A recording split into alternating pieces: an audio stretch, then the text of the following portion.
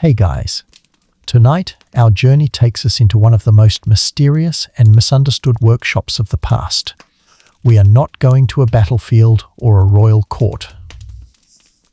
We are stepping into a small, cluttered, and often secret room, a place that was part laboratory, part artist studio, and part private chapel.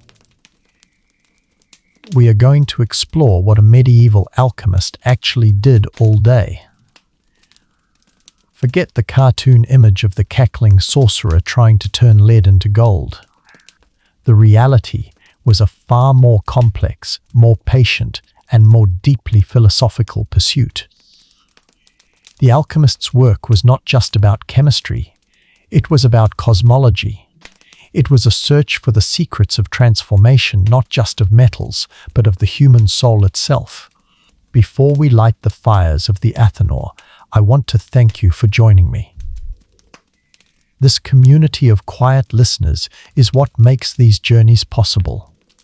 If you find a sense of peace and discovery in our travels, a simple like or subscribe is a deeply appreciated gesture. And as we gather from all corners of the globe, a comment with your city and time is a welcome thread connecting us in the present moment. Now, let the complexities of your world begin to fade. We are about to enter a world of arcane symbols, of patient labor, and of a deep and abiding faith in the hidden spiritual life of matter itself. You are in a city, perhaps Padua or Prague, or a quiet corner of Paris in the late 14th century.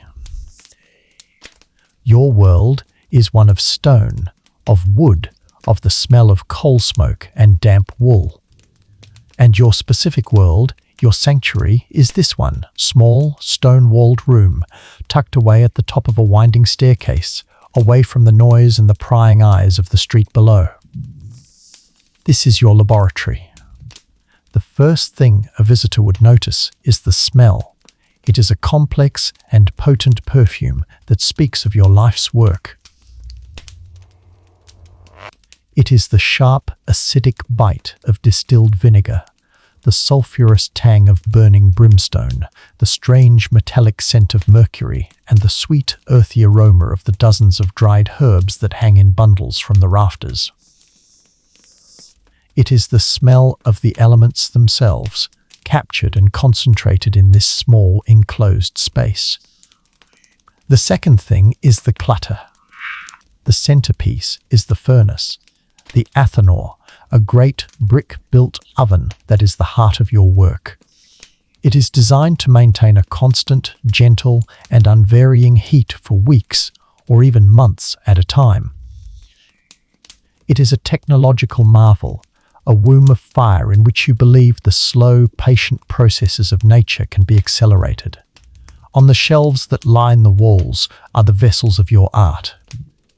Glass and ceramic retorts with their long, curved necks for distillation, like strange, long-beaked birds. The alembic, a complex, multi-part still for separating the spirit of a substance from its body.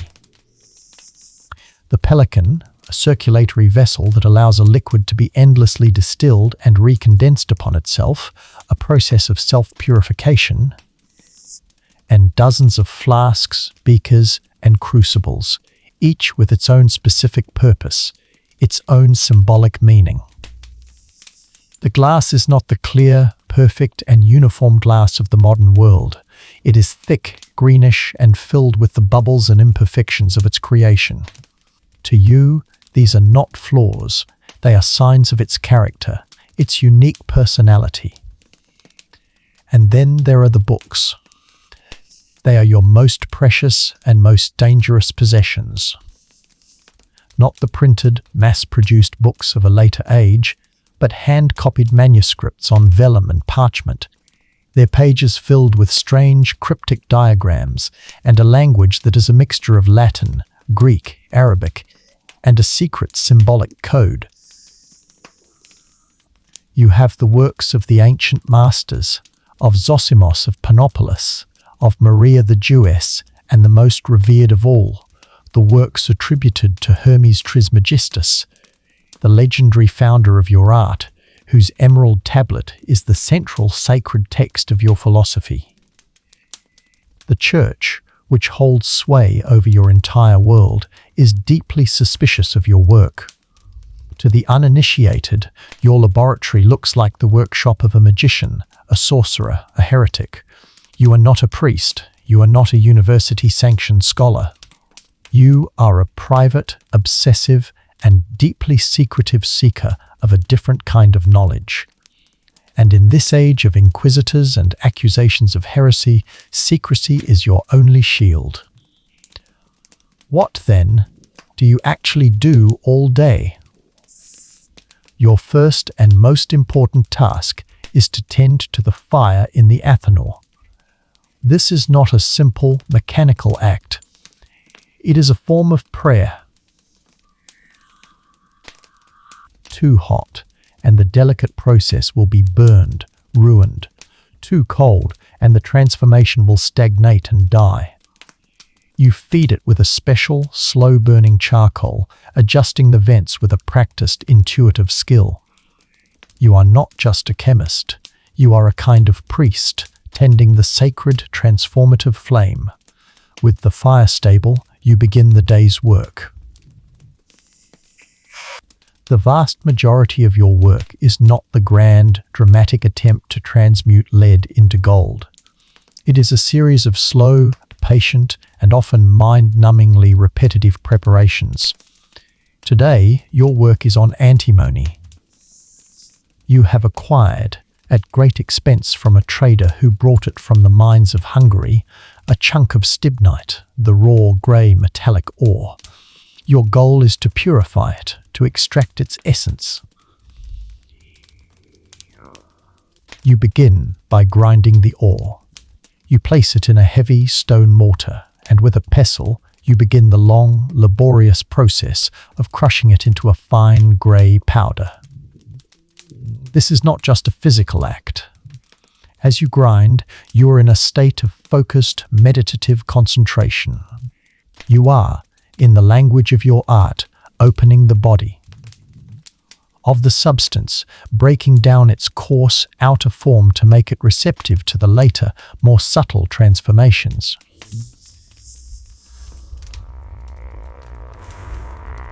This work takes hours. Your back aches. Your arms grow weary.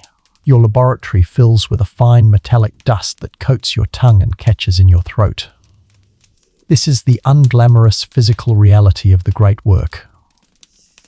It is a craft, a form of hard, physical labor, long before it is a science or a philosophy. Once the antimony is powdered, the process of purification begins. This is solve et coagula. Dissolve et coagula, dissolve and coagulate, the fundamental rhythm of all alchemical work. You must dissolve the substance, washing away its impurities, and then coagulate it again, bringing it back into a new, purer, and more powerful form. You add to it a substance you have prepared over weeks, the philosophical vinegar, a powerful, acidic solvent you have created through the slow distillation of wine. You place the crucible in a sand bath over a gentle fire, and you begin to heat it. And now comes the part of your work that would be the most difficult for a modern person to endure, the waiting. You are not a modern chemist who expects a reaction in minutes or hours. You believe that you are working in partnership with the slow, patient, secret processes of nature. You are not forcing a reaction, you are nurturing a growth. The process you have begun in your crucible may take days, or weeks, or even months of slow, gentle, and uninterrupted heating. And so you watch. You sit by your furnace and you watch. You watch for the subtle changes in color that are the language of your art. The first stage, the nigredo, is the blackening, the putrefaction. The raw, impure substance must die. It must be reduced to a black, chaotic, primal matter. This is a stage of death and decay, and it is mirrored by a spiritual process within you, the alchemist. You must confront your own inner darkness, your own impurities, your own spiritual death. You watch the grey powder and the vinegar in your crucible as it slowly, over days, turns into a dark, foul-smelling sludge. To an outsider, it would look like you have created a mess. To you, it is a sign of profound success. The nigredo is underway. And from this death, a new, purer life can now begin. This is the central secret of your art. You are not just trying to change the metal, you are trying to change yourself. The laboratory is a mirror. The transformations in your glass vessels are a reflection of the transformations that must occur in your own soul. To purify the metal, you must first purify yourself. Your work is a long, difficult, and deeply personal journey of spiritual and psychological transformation. It is a form of active, experimental mysticism. And that is why you would not last a day. Not because the work is hard, or boring, or dangerous, though it is all of those things, but because you are not prepared for the inner work that it demands. You are a creature of the external world. Your work is about manipulating objects. The alchemist's work is about the perfect and perilous union of the manipulator and the manipulated. The long, slow, and often frustrating vigil of the nigredo is a test of your faith and your patience. The black, putrefying mass in your crucible remains black. The fire in your athanor must be tended day and night without fail. To let it go out, even for an hour, would be to break the chain of transformation, to lose the subtle, accumulated heat that is the engine of this slow, artificial gestation. You learn to sleep in short, restless bursts on a simple pallet in the corner of your laboratory, your senses always half awake, attuned to the gentle hiss of the burning charcoal and the faint bubbling sound from your vessels. During these long hours of watching and waiting, you are not idle. You are engaged in the other, equally important half of your work, the study of the texts. You unroll a precious and heavily annotated scroll that contains a translation of an Arabic text by the great master Jabir ibn Hayyan, known in the West as Geber. But to read his work is not like reading a modern scientific paper. It is an act of deep and often bewildering interpretation. The text is a labyrinth of allegory and metaphor. Geber does not write of sulfur and mercury in the way a modern chemist would. He speaks of the Red King and the White Queen. He speaks of the Green Lion, a symbol for the raw, untamed, and corrosive energy of nature. He speaks of the philosophical egg, which must be sealed and incubated in the gentle heat of the athanor. He describes a process not with clear, procedural instructions, but with a series of dreamlike, symbolic images. Take the old grey wolf, you read, and feed him to the king, and when the wolf has been consumed in the fire, the king will be returned to his pure and golden state. To your modern literal mind, this is madness. To you, the alchemist, it is a coded recipe. You know that the grey wolf is a symbol for stibnite, the ore of antimony, which has the power to purify molten gold by reacting with the baser metals alloyed with it. The text is not just a scientific instruction, it is a riddle, a test of your initiation into the secret language of the art. And this is another reason you would not endure. You are a creature of a world that values clarity, directness, and the open sharing of information. The world of the alchemist is one of secrecy, of allegory, of a deliberately veiled language designed to protect the sacred and dangerous knowledge from the eyes of the profane and the unworthy. You are not just learning a craft, you are being initiated into a mystery school. The secrets are not given to you, they are earned through long years of patient study, of meditation, and of the hard, physical, and often dangerous work of the laboratory. To write a clear, unambiguous text that any fool could follow would be an act of profound irresponsibility. It would be to give a loaded gun to a child. The secrets of transformation, which you believe have the power to heal the world or to destroy it, must be protected by a wall of metaphor and symbol. Your work is not limited to the grand and distant goal of transmuting metals. Much of your daily labor is focused on a more immediate and often more practical goal, the creation of medicines. You are not just a proto-chemist, you are a proto-pharmacist. The great alchemical quest is to find the philosopher's stone, a substance that can not only transmute base metals into gold, but can also perfect the human body, creating an elixir of life that can cure all diseases and grant a long, healthy existence. You take the herbs that hang from your rafters, rosemary and sage and valerian, and you subject them to the same alchemical processes as the minerals. You do not just make a simple infusion by boiling them in water. That, to you, is a crude and inefficient method that captures only the most obvious and fleeting properties of the plant. You seek to separate the plant's soul and spirit from its body. You will take the rosemary and you will macerate it, and then, through a long, slow, and gentle process of distillation in your alembic, you will extract its essential oil.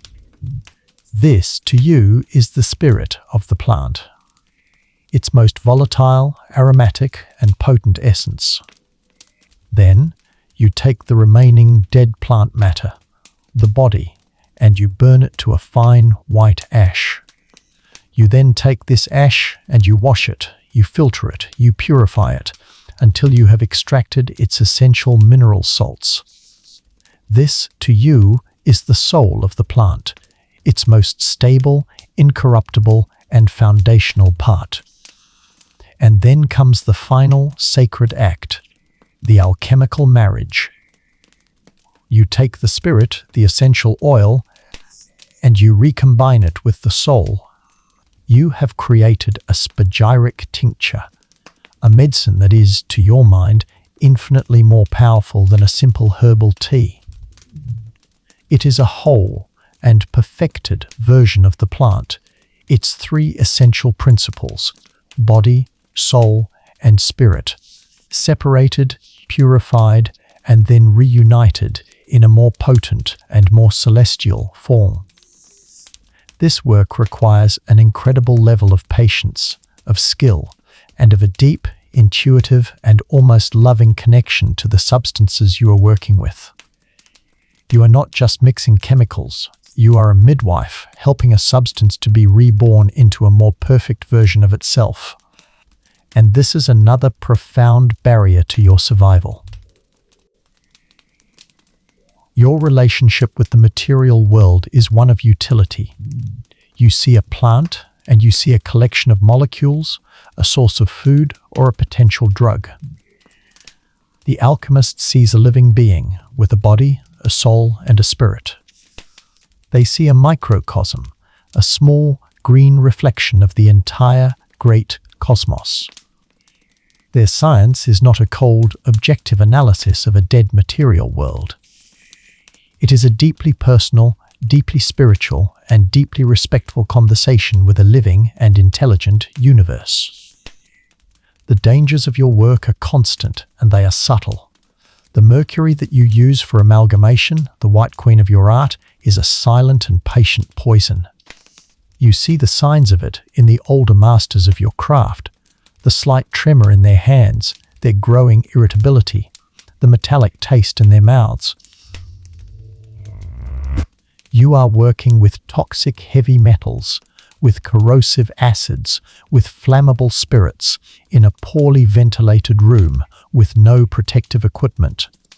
Your laboratory is a death trap, but the death it offers is not a quick, explosive one. It is a slow, cumulative, and invisible poisoning.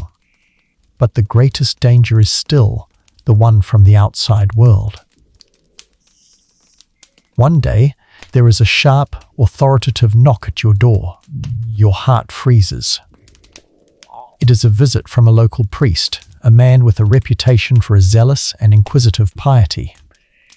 He has heard rumors of your strange work, of the smells and the strange lights that sometimes emanate from your room at night.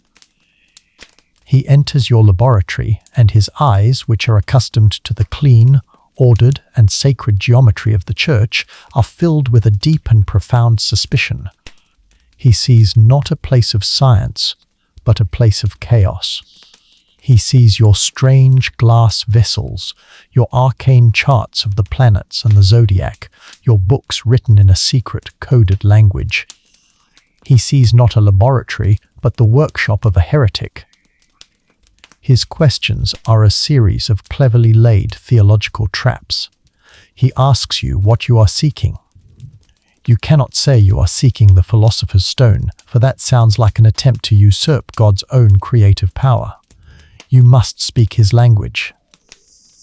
You tell him that you are a humble, natural philosopher, studying the wonders of God's creation, seeking to understand the hidden virtues that he has placed within the metals and the plants. He asks you about the source of your knowledge. You cannot tell him that it comes from the pre-Christian pagan wisdom of Hermes Trismegistus or from the Arabic texts of the infidel alchemists. You must tell him that your work is an attempt to better understand the secrets that were known to the wise King Solomon, a way of glorifying God by revealing the hidden perfection within his world.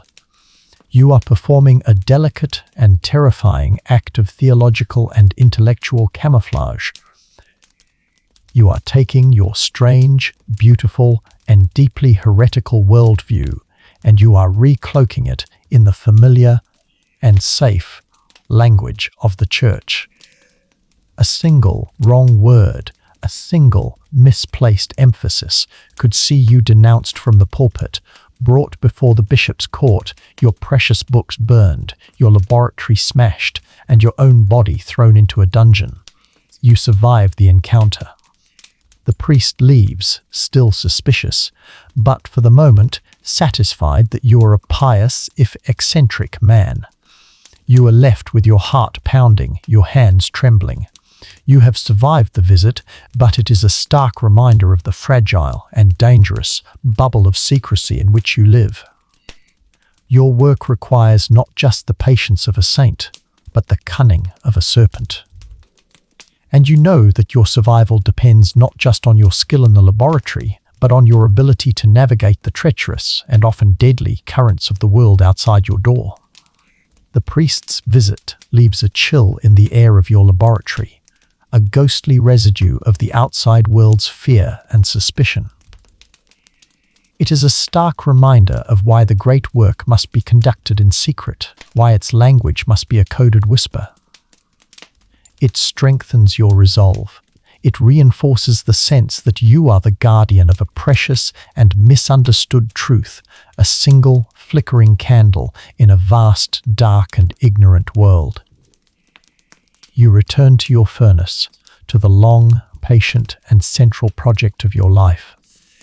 The preliminary work, the purification of the base materials, is complete. The black, chaotic death of the nigredo has been achieved. And now, after a long and gentle washing of the dead matter with the philosophical vinegar, the second stage has begun. From the black, foul-smelling sludge in your sealed glass vessel, a new and beautiful substance is beginning to appear. A fine, white, crystalline salt is precipitating, coating the sides of the glass like a delicate layer of frost. To an outsider, it is a simple chemical reaction. To you, it is a miracle. It is a resurrection. It is the sign that the soul of the substance, having been purified in the fire of putrefaction, is now being reborn into a new and more glorious state of innocence and purity. The psychological trial of the nigredo, the long and difficult confrontation with your own inner darkness, is over. The albedo is a time of hope, of dawning light. You feel a new sense of clarity in your own mind, a quiet, peaceful joy. The work in the laboratory is mirroring a new sense of purity in your own soul. You feel as if you have been washed clean, as if your own personal spiritual stains have been dissolved along with the impurities of the metal. This stage can take months. You must watch the white frost grow day by day until the entire black mass has been transformed into this new, shining, and beautiful substance. The heat must be perfect. The vessel must remain perfectly sealed to prevent the escape of the volatile spirit. It is a time of immense and delicate care, like tending to a newborn infant. But the albedo, for all its beauty, is not the final stage. It is merely a stepping stone. The ultimate goal is the third and final stage, the rubedo, the reddening. This is the creation of the philosopher's stone itself, the final and most secret of all alchemical operations. To achieve the rubedo, the perfected white substance must be subjected to a new and even more intense fire. It must be fed with a small amount of pure, perfect gold, the ferment. The vessel is sealed again, this time with a special hermetic seal of molten glass, creating the philosophical egg. The energies being worked with are now at their most potent and most volatile. The old texts are filled with stories of alchemists who, in their haste or their pride, raised the fire too quickly at this stage, and whose philosophical egg exploded with the force of gunpowder, destroying the laboratory, the work of a lifetime, and the alchemist himself. You watch the sealed egg in the heart of your furnace, and you are waiting for the final and most glorious of all the transformations. You are waiting for the peacock's tail, a fantastic, iridescent display of colors that will flash across the surface of the substance as it undergoes its final, chaotic reordering.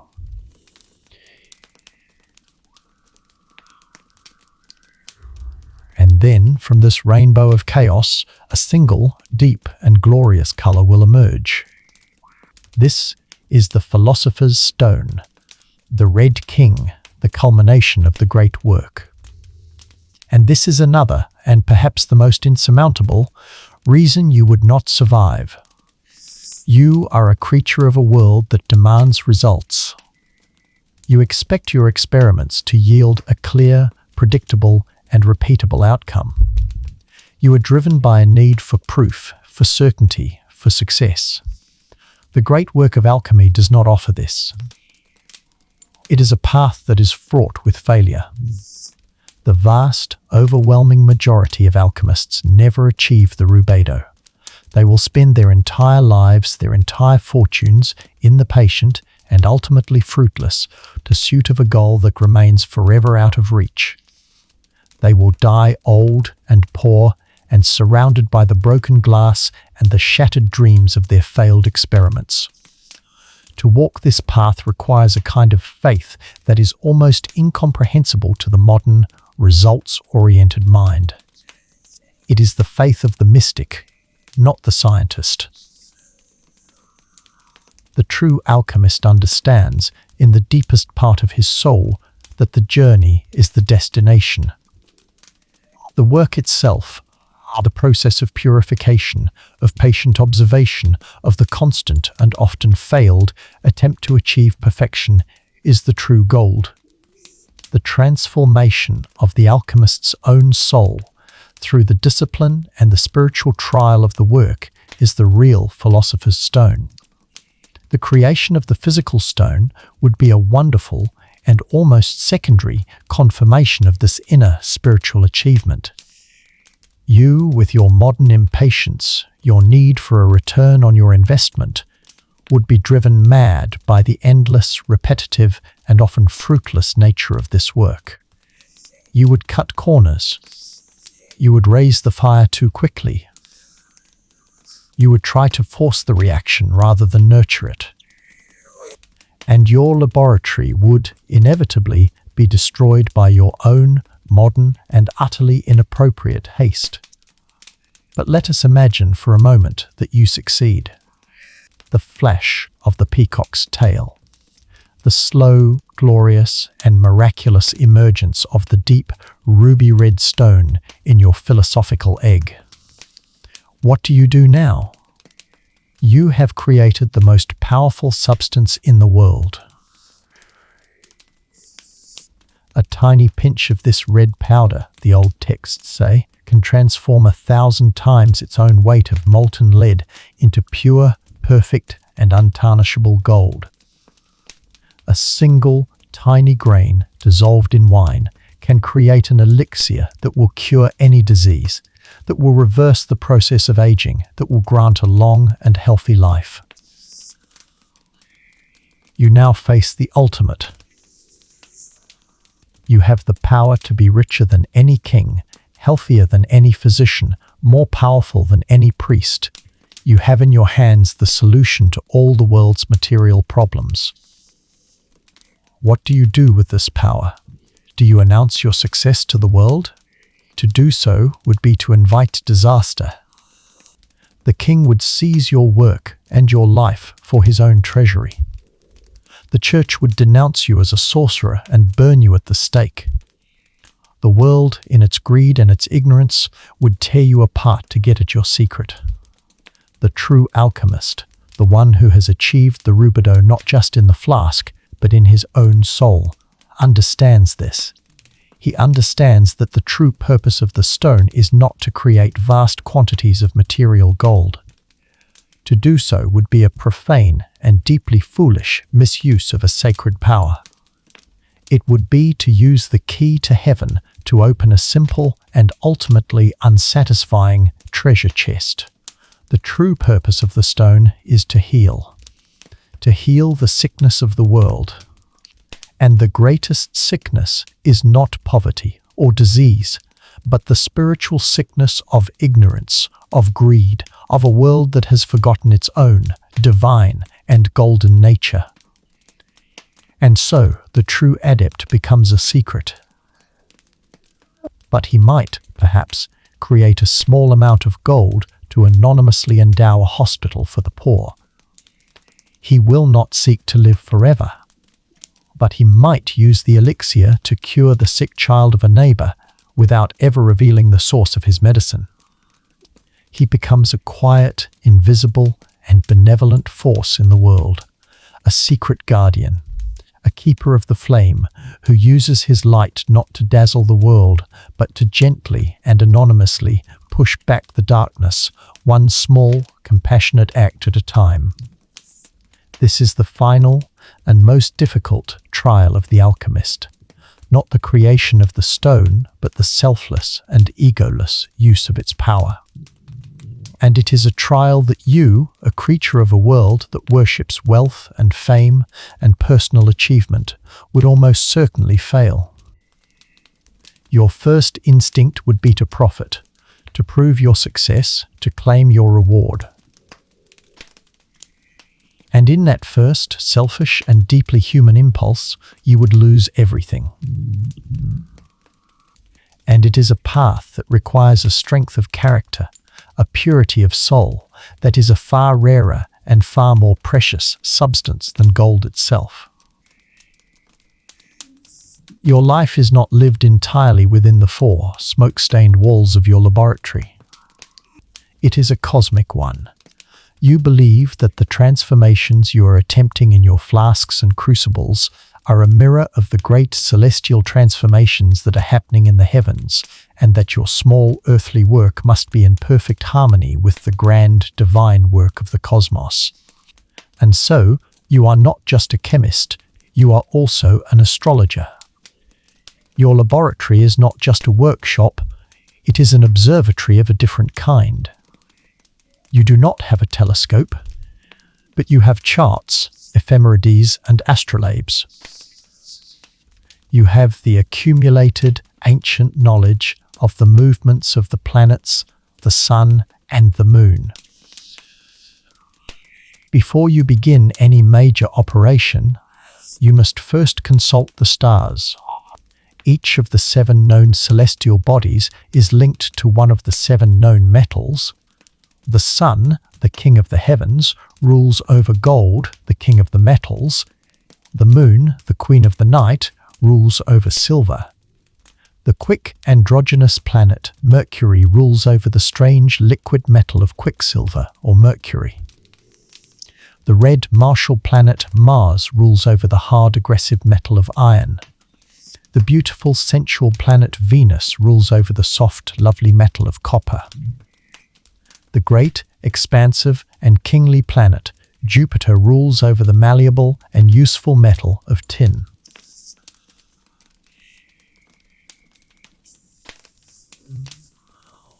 To work with a metal is to work with the energy of its ruling planet. To begin a purification of lead, you must do so when the planet Saturn is in a strong and favorable position in the heavens.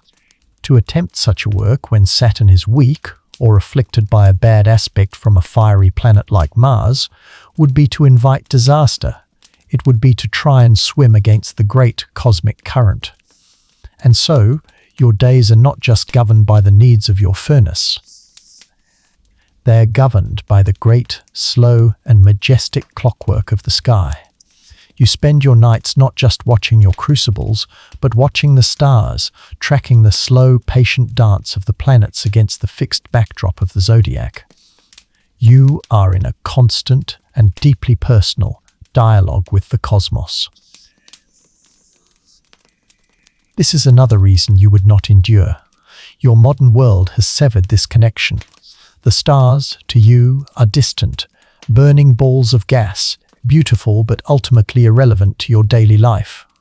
The sky is a thing you look at, not a thing you are a part of.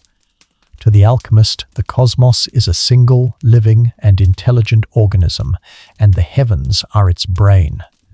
To ignore the influence of the stars would be as foolish as a farmer ignoring the seasons.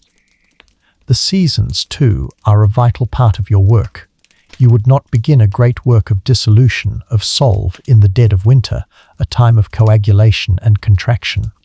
That work belongs to the spring, a time of melting, of expansion, of new life.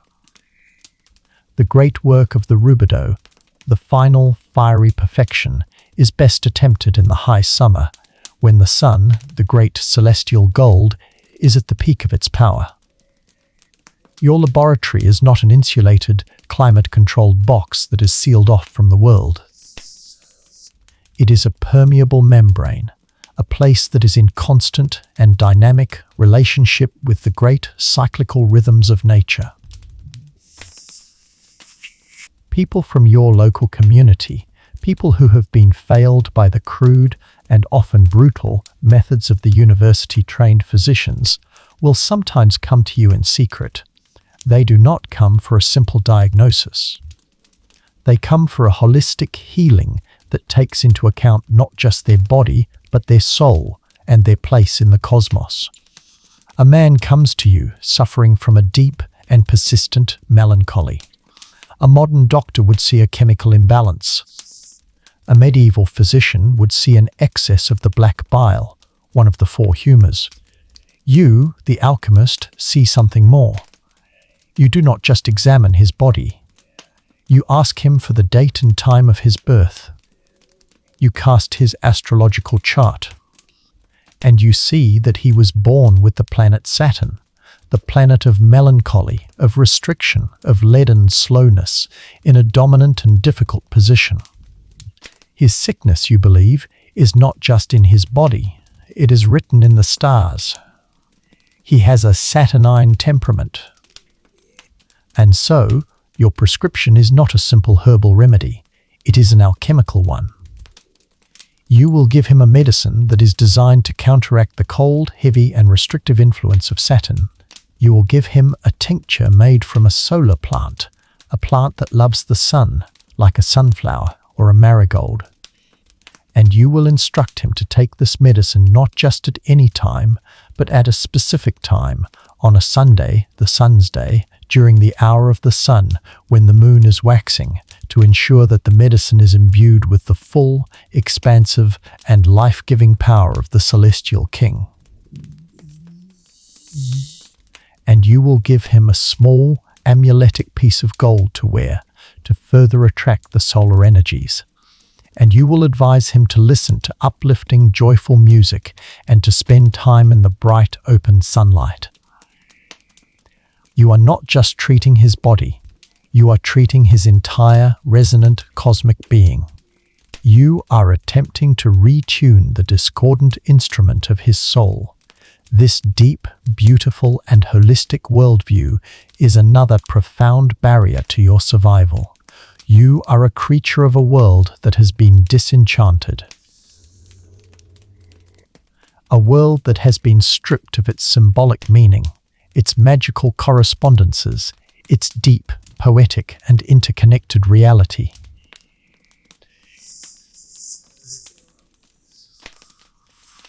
You have been taught to see the world as a machine, a collection of dead matter governed by blind, impersonal laws. The alchemist lives in a world that is a poem, a great and infinitely complex symbolic text that is alive with meaning, with purpose, and with a deep and abiding intelligence. To live in their world would be to relearn how to see, how to think, how to feel. It would be to re-enchant your own disenchanted soul. But for all its beauty, your alchemical life is also defined by a constant and often heartbreaking reality, the reality of failure. The great work is a mountain, and its peak is shrouded in clouds. For every step you take forward, you will often take 2 steps back. You will spend months preparing a substance, only to make a single, small mistake in the regulation of the fire and see it ruined, a black, useless char in the bottom of your crucible. You will spend a small fortune on a piece of rare and supposedly pure ore, only to discover that it has been adulterated by a dishonest trader and that it will not respond to your purifications. Your glass vessels, your precious and expensive retorts and alembics will crack from the thermal stress of the fire. A sealed philosophical egg in which you have invested months of work and hope will explode, not just destroying the work, but sometimes covering you in boiling, corrosive acids. Your laboratory is a place of constant, small, and sometimes catastrophic failures. This is a part of the process. The old texts are clear on this. Ora et labora, they say. Pray and work. Failure is a test of your character. It is the fire that burns away your pride, your impatience, your arrogance. Each failed experiment is a lesson, not just in chemistry, but in humility. But to endure this constant, grinding, and often bankrupting cycle of failure requires a level of resilience, of faith, of an almost superhuman persistence that you, with your modern expectation of a clear and predictable relationship between effort and reward, simply do not possess. You would give up. After the 3rd or the 10th or the 20th failed experiment, after years of patient labor with nothing to show for it but a collection of broken glass and a depleted purse, you would declare the entire art to be a fraud, a fool's errand. You would walk away. The true alchemist does not walk away. He sweeps up the broken glass. He rebuilds his furnace. He saves for another year to buy another ounce of mercury. And he begins again, because he knows that the work is not about the destination. It is about the path. It is about the slow and often painful transformation of his own being through the discipline and the failures of the work itself. He is not just trying to make a stone, he is trying to become a better man. Your life as an alchemist is a life of willed and necessary isolation, but you are not a hermit. You cannot be. The great work is an expensive and demanding mistress. The charcoal for your furnace, the exotic minerals and metals, the precious and fragile glass vessels, all of these require money. And so, you are forced to exist in a state of delicate and often dangerous symbiosis with the very world you have tried to retreat from. You must have a patron. Your patron is a local nobleman, a baron whose lands lie a day's ride from the city. He is a man of his time, proud, ambitious, pious in public, and deeply, secretly hungry for any advantage that might increase his power and his wealth. He has heard the whispers about your strange work, the rumors that you possess the secret of transmuting metals. And he has offered you his protection and his funding in exchange for a promise that when you finally succeed, he will be the first to share in the rewards. This patronage is both your lifeline and your prison. The Baron's monthly stipend allows you to buy the materials you need. His name, spoken in the right circles, protects you from the more aggressive inquiries of the city watch and the lower-level clergy. You are the Baron's philosopher. Once a month, you must make the journey to his castle. This journey is a source of great anxiety. You must leave your laboratory, your furnace, your delicate and ongoing experiments in the hands of a young and not entirely trustworthy apprentice. The fear of returning to find that the fire has gone out, that a precious vessel has cracked, is a constant, gnawing worry.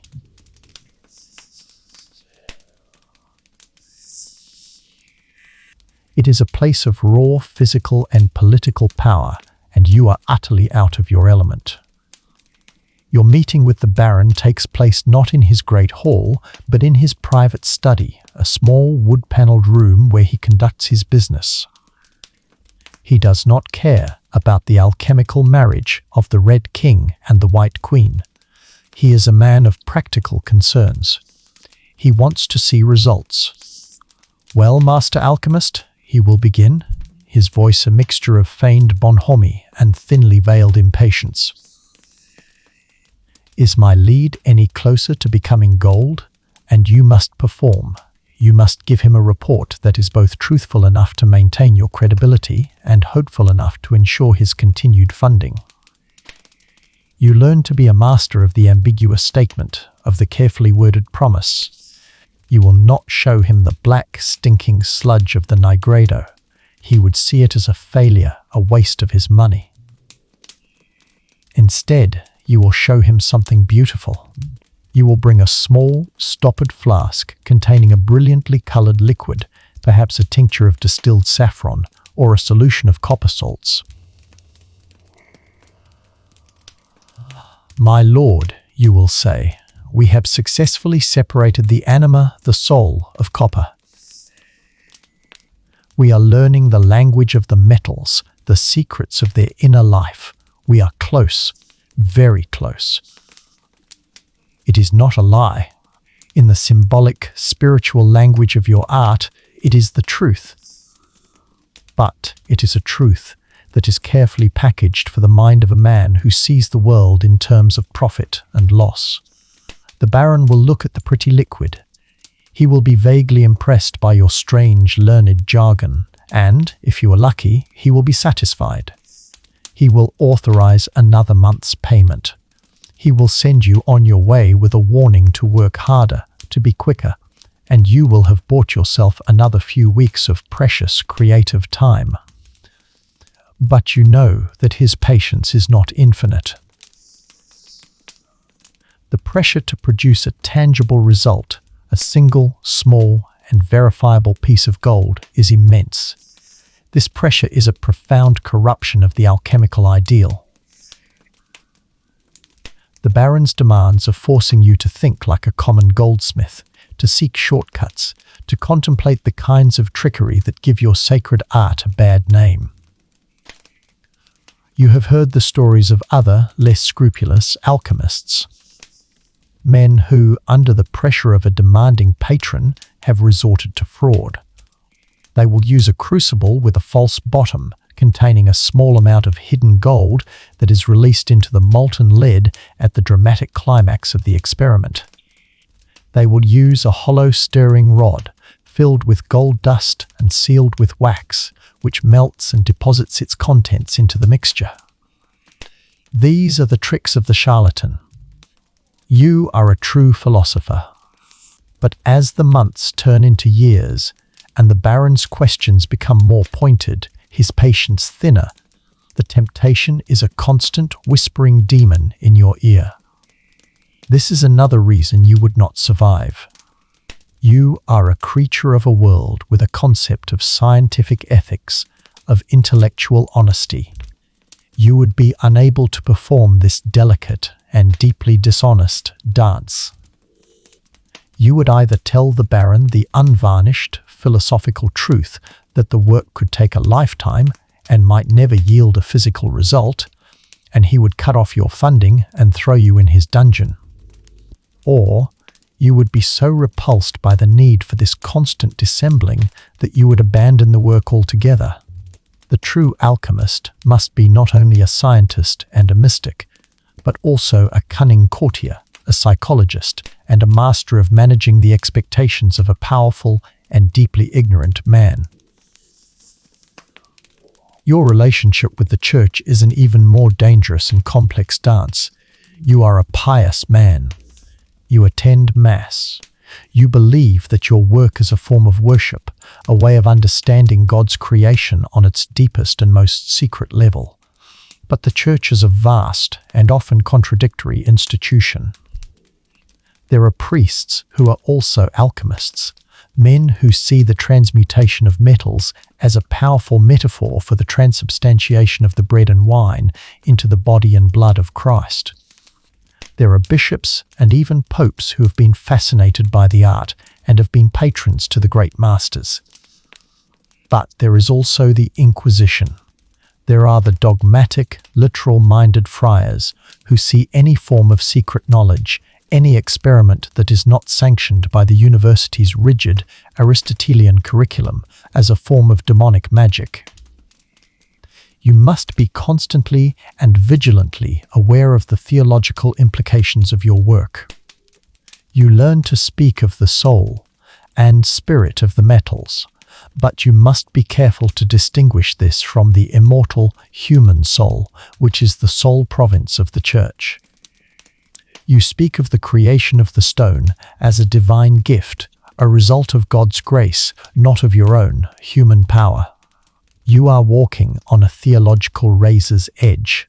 A single misinterpreted phrase, a single suspicious neighbor who reports you to the wrong priest could lead to a formal inquiry. And an inquiry by the Inquisition is not a scholarly debate. It is a trial in which your guilt is already assumed, and the only question is the nature of your confession and your punishment. You have seen it happen. A man in a nearby city, a brilliant physician and natural philosopher who was experimenting with optics and the nature of light, was accused of being a sorcerer, of trapping souls in his lenses and mirrors. His laboratory was smashed. His books were burned. He was forced to make a public recantation of his heretical ideas. His spirit was broken. And so, your life is a constant performance of piety. Your laboratory is filled not just with alchemical symbols, but with crucifixes and images of the saints. You learn to quote the Bible to justify your work, to find passages in the Old Testament that seem to hint at the secret knowledge of the ancient Hebrew patriarchs. Your secrecy is not just to protect your chemical recipes, it is to protect your life. You are a scientist in a world that is not yet ready for science. You are a mystic in a world that is deeply suspicious of any personal, unmediated experience of the divine. To survive in this world, you must be a master of disguise. You must be a philosopher to yourself, a chemist to your patron, and a pious, humble, and slightly eccentric Christian to the world. To fail in any one of these roles is to risk the failure of them all. The pressure of this constant and exhausting performance of multiple identities would be, for your modern, integrated sense of self, an unbearable psychological strain. You believe in the virtue of being true to yourself. The alchemist knows that, in his time, such a simple and beautiful idea is the most dangerous form of luxury. As your work deepens, as you move beyond the simple purification of metals and into the more profound and dangerous mysteries of the art, you begin to confront the ultimate question that lies at the heart of alchemy. It is not about wealth. It is not even about health. It is about the very nature of life itself. What is the animating force? What is the spark that separates the living from the dead, the organic from the inorganic? And is it possible for an adept, a true philosopher who has purified his own soul and mastered the secret laws of nature, to participate in the divine act of creation? This is the most secret, the most profound, and by far the most heretical corner of your alchemical studies. It is a line of inquiry so dangerous that you would never speak of it, not even to your patron, not even to your most trusted apprentice. You would only read of it in the most arcane and heavily veiled of your texts, in passages that are whispered, even on the page, in a language of the deepest and most impenetrable symbolism. This is the work of creating a homunculus. The homunculus, the little man, is a recurring and often sensationalized theme in alchemical lore. To the outside world, it is the ultimate symbol of the alchemist's blasphemous arrogance, the attempt to create a human being in a flask, to bypass the natural, God-given process of procreation and to usurp the creative power of God himself. But for you, the true adept, the work is not about creating a monster or a servant. It is a sacred and deeply philosophical investigation. It is the ultimate test of the central alchemical doctrine, the belief that the microcosm, man, is a perfect reflection of the macrocosm, the universe, and that the processes of the one can be replicated in the other. If the universe was created from a primordial chaotic matter, the prima materia, then perhaps a human life can also be created, not in the womb of a woman, but in the glass womb of a sealed alchemical vessel. The recipes for this work, whispered in the cryptic texts of masters like Paracelsus, are as strange as they are disturbing. They involve the most potent and the most intimate of human substances: blood, semen, hair. These are the carriers of the life force, the physical anchors of the human spirit.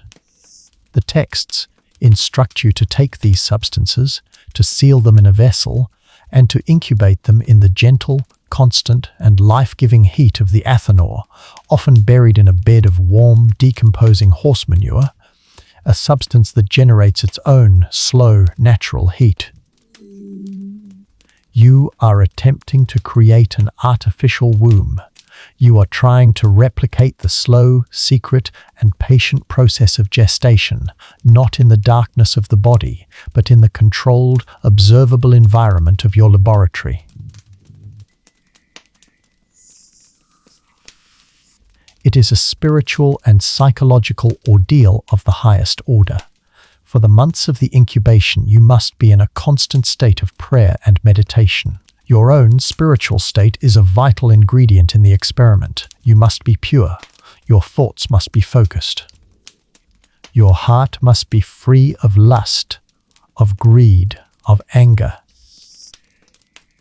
You believe that your own psychic energy is feeding the developing life in your flask.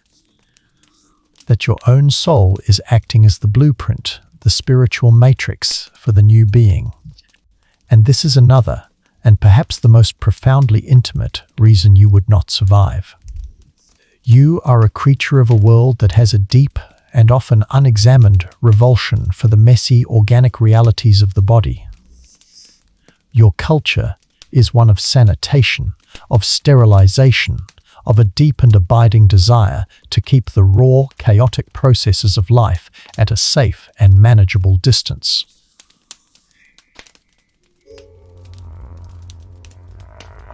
It is a work that requires you to confront, with a deep and spiritual reverence, the very substances, the blood, the semen, the decaying matter that your own culture has taught you to see as unclean.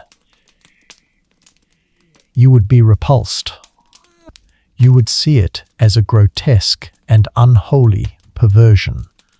The alchemist sees it as a sacrament.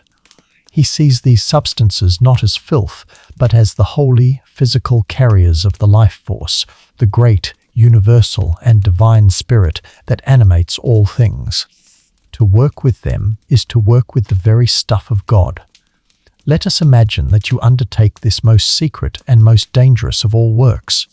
You follow the cryptic instructions, you prepare the vessel, you place it in the slow, gentle heat. And one day, after months of patient and pious vigil, you see it. A movement within the flask, a cloudiness in the liquid, the slow, miraculous and terrifying formation of a shape, a tiny, translucent and unmistakably human form floating in the nutritive fluid of the glass egg. The experience would be one of shattering and almost unbearable awe.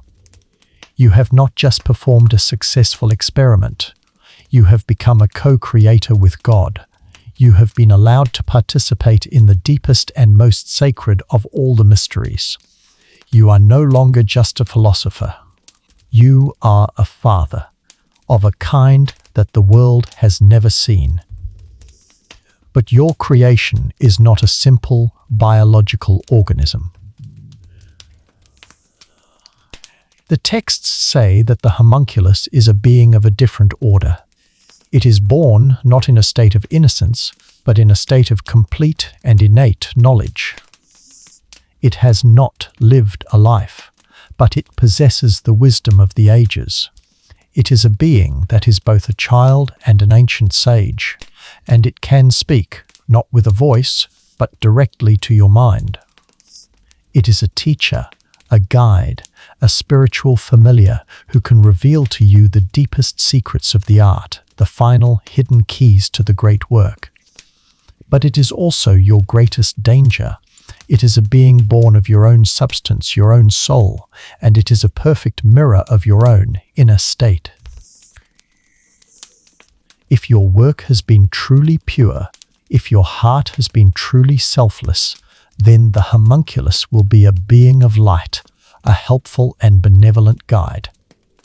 But if there is any hidden darkness in your own soul, any unexamined pride, any secret greed, then the homunculus will be a monster, a creature of your own repressed shadow. It will be a tempter, a trickster. It is a final and unforgiving confrontation with the truth of one's own soul. You would not survive this, not because you are evil, but because you are a modern, complex, and unexamined human being. Your soul is a tangled landscape of light and shadow, of noble intentions and petty desires, of conscious beliefs and a vast and largely unknown subconscious. To be confronted in the flesh with a being that is a perfect living reflection of that inner chaos would shatter your sanity. The alchemist's entire life, the long, slow, and patient work of purification, of prayer, of meditation, has been a preparation for this one final and terrifying encounter. He has spent decades sweeping the floors of his own inner temple.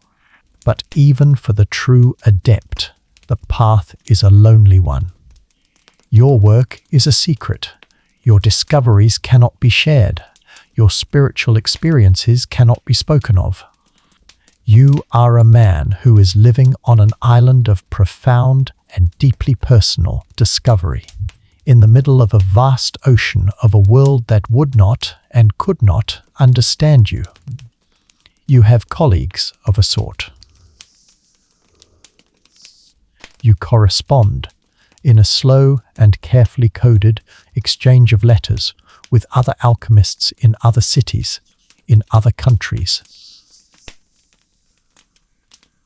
You will share a cryptic clue about the nature of the green lion. You will receive, months later, a veiled warning about the dangers of a particular kind of mercury. But in the end, the work is yours alone.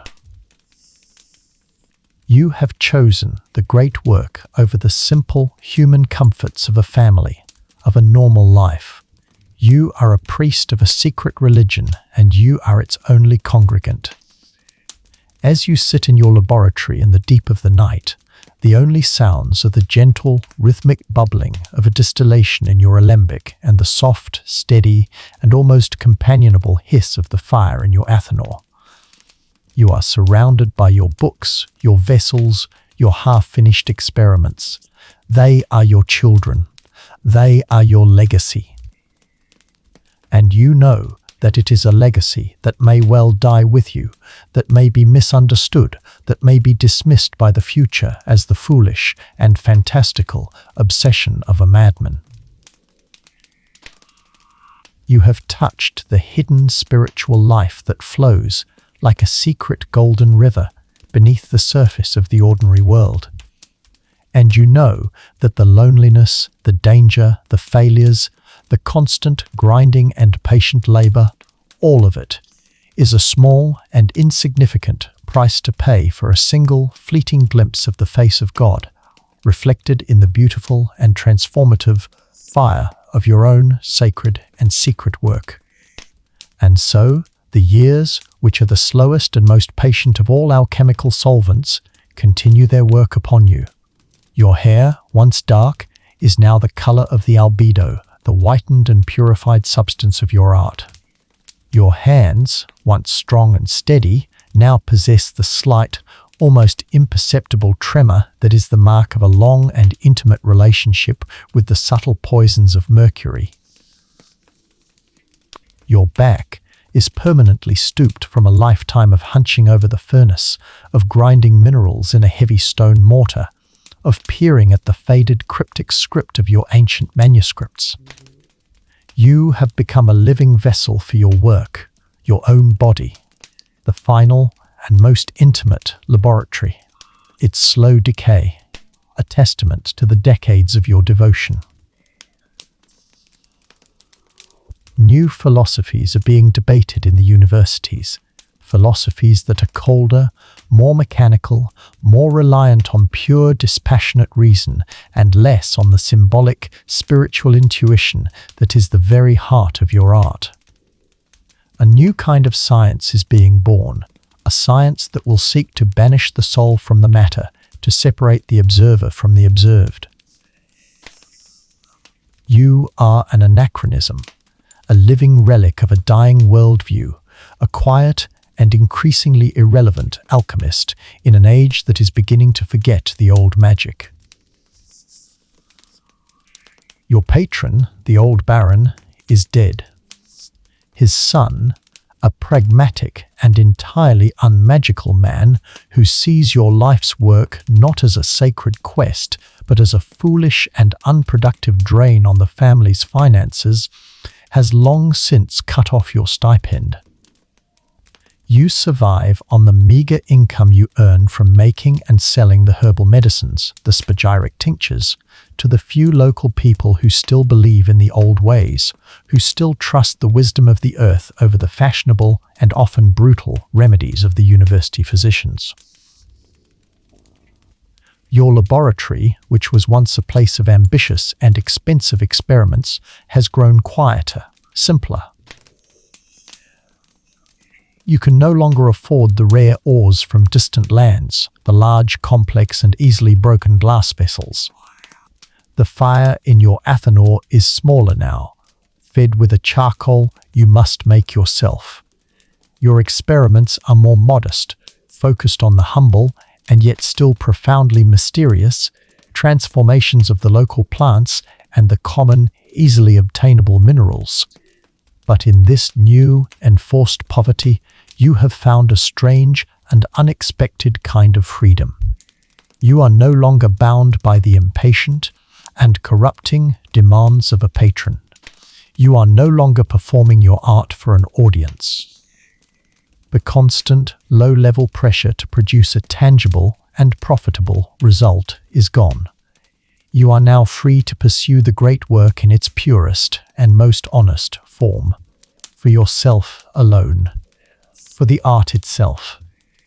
And it is in this final, quiet, and solitary chapter of your life that you begin to understand the deepest and most secret of all the alchemical mysteries. You have followed the cryptic recipes. You have performed the endless, patient purifications. You have endured the failures, the explosions, the heartbreaking and near-total loss of a lifetime of work. And you have never, ever achieved the final, glorious and miraculous rubedo. The Red King has never appeared in your flask. A younger version of yourself would have seen this as a catastrophic failure, a life wasted in the pursuit of a fantasy. But you, the old and now perhaps truly wise alchemist, have come to a different and far more profound understanding. One evening, as you are sitting by your furnace, your old bones aching, your breath a shallow rasp in the dusty air, you are not watching the vessel in the fire. You are simply watching the fire itself. You are watching the way the flames dance, the way the colors shift from a deep, sullen red to a brilliant, almost white heat. You are watching the way the simple, black, and lifeless charcoal is transformed through the mystery of combustion into light and heat and a fine, white, and purified ash. A revelation that is not written in any of your ancient books, a secret that can only be learned through a lifetime of patient and failed practice. It is the long, patient, and unwavering application of a gentle, transformative heat. It is the process of taking the raw, chaotic, and impure material of the world and of your own soul and subjecting it to the purifying and often painful fire of a focused and loving attention. It is the nigredo. It is the courage to face the darkness, the decay, the putrefaction, both in the crucible and in your own heart. It is the willingness to let your old and impure self die. It is the albedo. It is the patient and hopeful washing of that dead matter, the gentle and miraculous rebirth of the soul into a new and purer state of innocence and clarity. It is the act of taking your own purified consciousness and using it not for your own gain, but as a source of warmth and light for the world around you. It is the final, selfless act of becoming a source of love, of healing, of a quiet and transformative compassion. You have not been failing to create the stone. You have been in the process of becoming it all along. Your entire life, with all its struggles, its failures, its loneliness, its patient and unending labor, has been the great work. Your laboratory has not just been a place where you work, it has been the alchemical vessel, and you, yourself, have been the raw and slowly and painfully transforming matter within it. The long and often agonizing striving is over. The desperate search for a secret, for a result, is finished. You have finally and completely understood the true nature of your sacred and beautiful art. You die a few weeks later, a quiet and anonymous death in your small, cluttered room. The fire in your athanor, for the first time in 50 years, goes cold. Your apprentice, a good but not particularly brilliant young man, will sell your few remaining possessions to pay for your simple Christian burial. Your precious, hand-copied books will be scattered, their cryptic wisdom unread and unappreciated, most likely ending up as fuel for a baker's oven or cut into strips to bind the covers of more fashionable and less dangerous books. Your laboratory will be cleared out, its strange, beautiful, and now silent glass vessels smashed and thrown onto the city's rubbish heap. The world will not notice your passing. You have left no great fortune. You have founded no new school of thought. You have not, in any measurable way, changed the course of history. But you have not failed. Because the true legacy of the alchemist is not a physical stone or a secret formula. It is a way of seeing the world. It is the radical and deeply beautiful belief that the universe is not a dead machine, but a living, breathing, and spiritually intelligent organism. It is the understanding that matter and spirit are not separate things, but are two sides of the same divine reality. It is the profound and deeply humbling knowledge that the outer world is a mirror of the inner world, and that to truly change one, you must first be willing to change the other. This is the secret and incorruptible gold that you have created. And this idea, this precious and perennial philosophy, will not die with you. It will go underground. It will be preserved in the secret societies, in the mystical traditions, in the quiet and often persecuted undercurrents of Western thought. And it will re-emerge centuries later in the most unexpected of places. It will re-emerge in the psychology of Carl Jung, who will see in your strange allegorical texts a map of the human soul's journey towards individuation. It will re-emerge in the work of the quantum physicists, who will stare into the heart of matter and discover a strange, paradoxical, and observer-dependent world that is as mysterious and as beautiful as any of your own visions. It will re-emerge in the new, holistic sciences of ecology, which will speak of the interconnectedness of all living things in a language that you, the old alchemist, would have understood completely. You are simply a seed, planted in a dark and barren time, a seed that would have to wait for a distant future spring to finally and gloriously begin to grow. As you, the listener, now finally allow yourself to surrender to the gentle, transformative, and alchemical process of your own sleep, let this be your final, comforting thought. The world is not just what it appears to be. It is a place of hidden magic, of secret correspondences, of a deep and abiding spiritual life. Your own life, with all its struggles, its failures, and its small, quiet victories, is a part of that magic. And your own humble and human heart is the furnace, the athanor, in which the lead of your own suffering can be slowly, patiently, and miraculously transformed into the pure and incorruptible gold of wisdom and of love. It is the story of your own life. And the work is never, ever truly over. Sleep now. Sleep well. And may your dreams be a part of the beautiful and endless transformation.